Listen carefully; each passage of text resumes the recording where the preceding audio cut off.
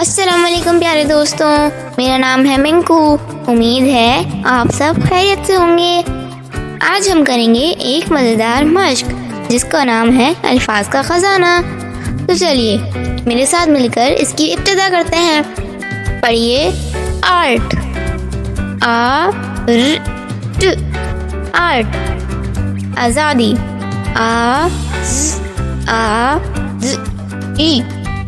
आज़ादी। अट, अट। ज़र्फ,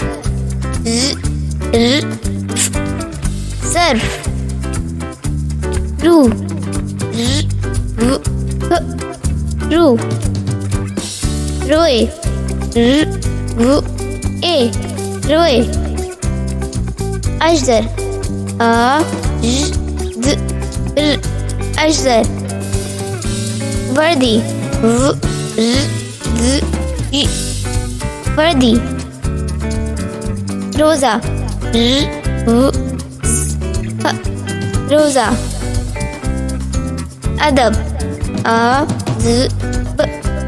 अदब। तो बच्चों, आज हमने मज़ेदार मश्क सीखी है। इसी तरह की और मज़ेदार वीडियोस देखने के लिए आप हमारे चैनल को लाइक करें, सब्सक्राइब करें और शेयर करें। मिलते हैं अगली वीडियो में। तब तक के लिए अल्लाह हाफ़िज़ प्यारे दोस्तों।